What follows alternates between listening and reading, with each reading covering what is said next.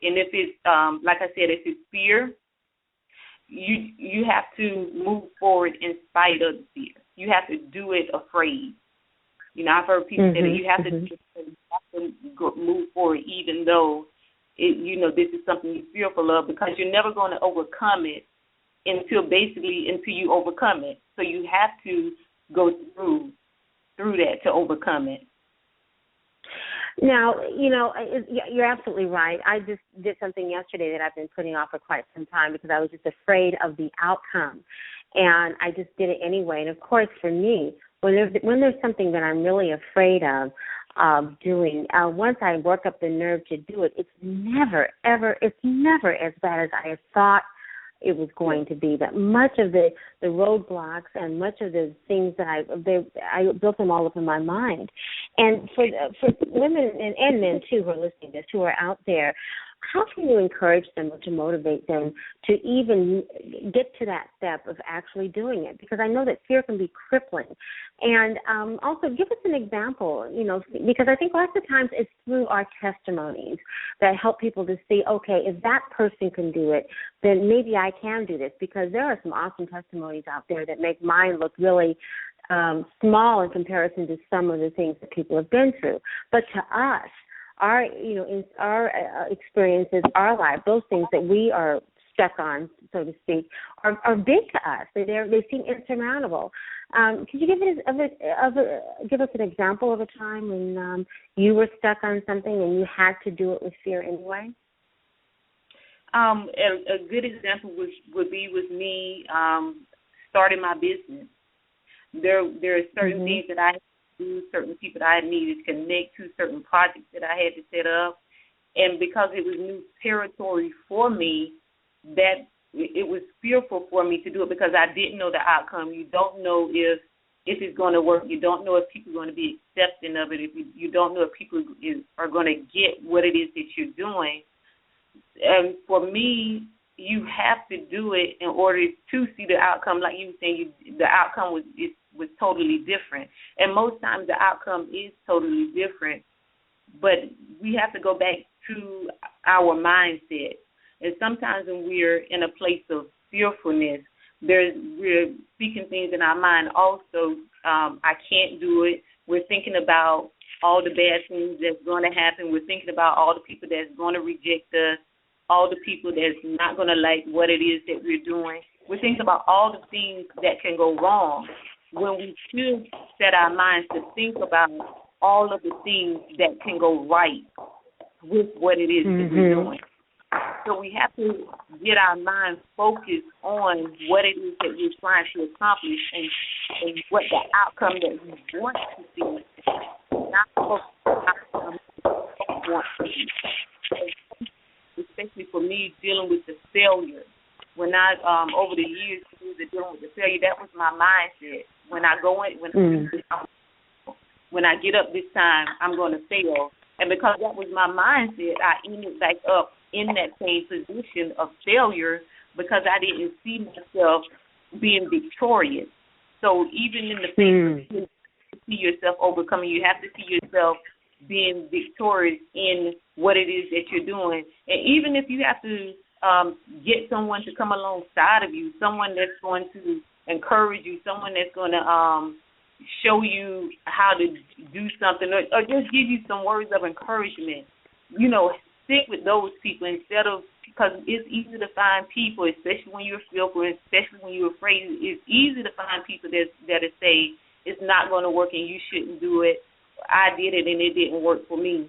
Those are the people you need to distance from. And sometimes that's one of the reasons that we're so fearful, because of the people we're dealing with, the words that they're speaking into our lives, and we're accepting those words and living out the words of other people that we don't even want in our lives. So we have to focus our mind on a successful outcome and what can go right with what it is that we're doing instead of what can go wrong. What can go wrong. Now, on your website, you've got some great tidbits there of things that people can do to kind of move them past that stuck phase of their lives and they're trying to move forward and get past an obstacle or get past a fear. And one of the things you talk about is a vision. Why is it important? First of all, what's your definition of a vision? What do you mean by that? And why do you think it's important for someone to have a vision? A vision, and I usually use vision as opposed to sight. And sight, what sight does is allow you to see only that which is physically before you. But a vision allows you to see your future. And when we're talking about a vision for our life, a vision statement is really the blueprint for your life. Just like a blueprint is drawn up for a house or a building, your vision statement is a drawing or writing the blueprint for your own life. And it's important for us to have a vision and be clear about the vision for our life so we don't stay stuck in our present and so that we don't go back to our past. A vision keeps us moving forward. One of the things that I keep before me is the vision for my life, because when you have a vision for your life, it guides you. Like I said, it's the blueprint. So it allows you to connect with the people that you need to connect to. It takes away the distractions that will come up, and it gets you to where it is that you're trying to go, so you're not going through life just from day to day, just waking up from day to day. A vision allows you, once you put it into work and once you start walking out the vision, allows you to make progress in life. You know, it's interesting because I know that there's something that you said that's really resonated with me when it came to the idea of a vision. Many times people think about these things in their heads, but they never really write it out on paper, and as a result, it doesn't really become real to them. When you're coaching people about how doing a vision statement, what kinds of things go into the vision statement? What kinds of things do they consider? And is this something that they look at every day, or do they write it down in their journal? What kinds of ways do you coach them to make that vision become real in their minds? Okay, with our vision statement, as far as looking at it every day, if you choose to do that, especially if this is something new to you concerning your vision, because not only do you want to write your vision down, you do want it to be implanted in your mind, so it can be like automatic on your mind.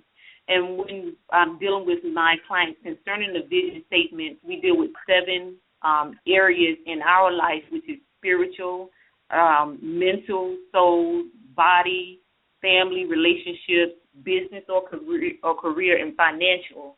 So we deal with the whole, like the totality of our life, and not just a part of our life, not just having a vision for your business or a vision for your career or a vision for your finances, but a vision for every aspect of our life, because we want to be whole and complete as we move forward.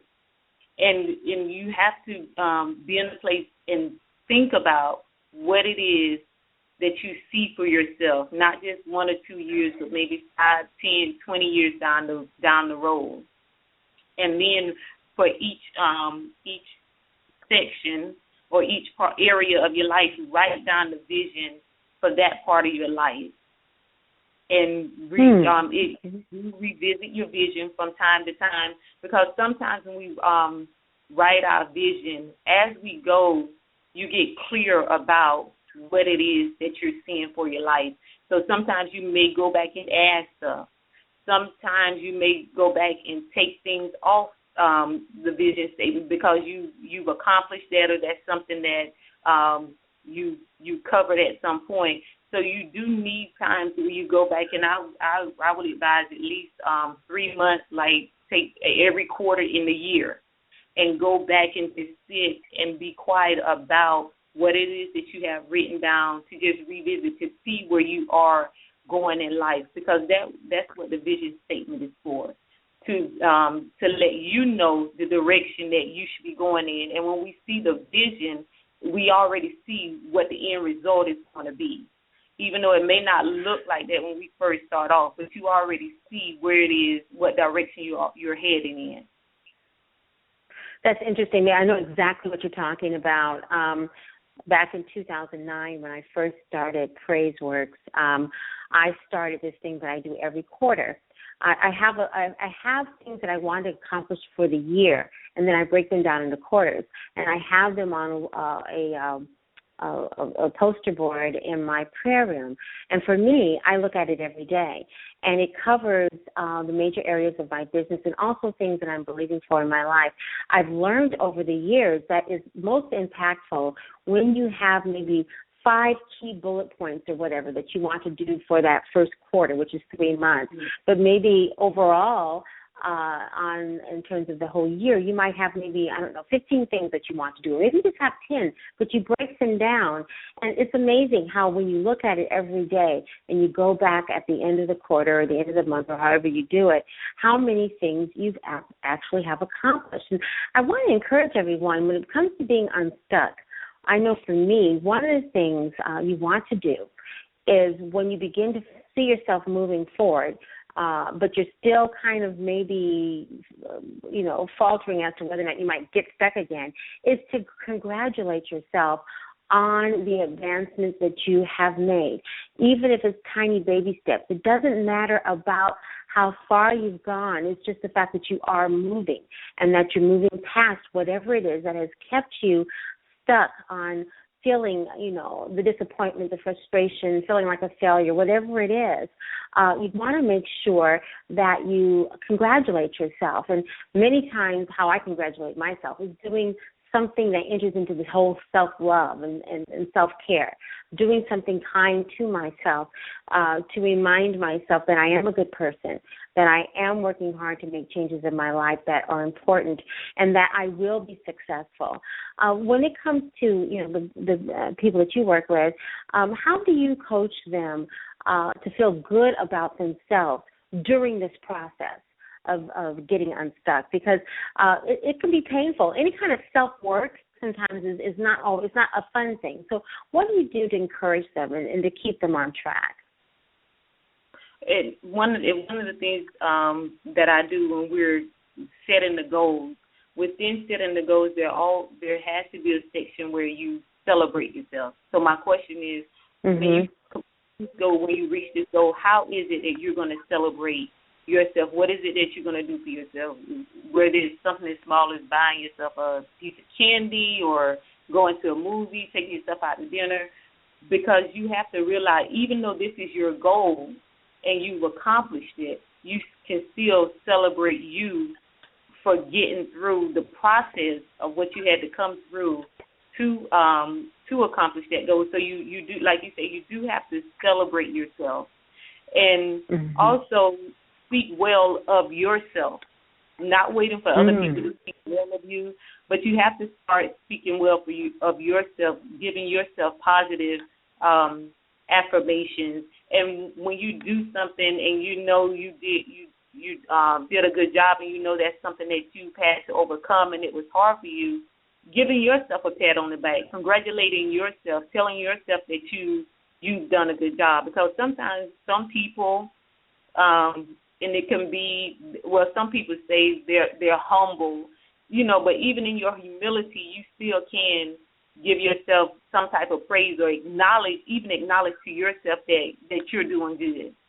Because at some point, you wasn't there, but now this is where you're at. So you have to acknowledge yourself, because then you kind of fall back into where you started from, when you're not acknowledging yourself, when you're not recognizing that you're making progress, and you was here last week, but now this week you're leaps and bounds ahead of where you were. So you do have to celebrate yourself, and you do have to speak well of yourself, because sometimes we can get into the negative mindset and we start abusing ourselves with the thoughts of our mind, the things that we're saying to ourselves. And I used to be like that, even though I did something good. When I did something bad, I was really hard on myself, like to the point where, like, saying I'm stupid or why did you do that? This was the talk that was going on in my mind. So I had to get out of it, and begin to celebrate myself and praise myself for the good things that were happening in my life and for the things that I got right in my life. And you know what? That's very important because we are probably our own worst critics. I know that's the case for me, and it's very true for a lot of women. We find things wrong with ourselves that no one doesn't even look at, but we see it, we feel it, and we're constantly looking at things that we think we need to fix. And while I think it's important to do that self-examination, that self-assessment, and begin to work on ourselves,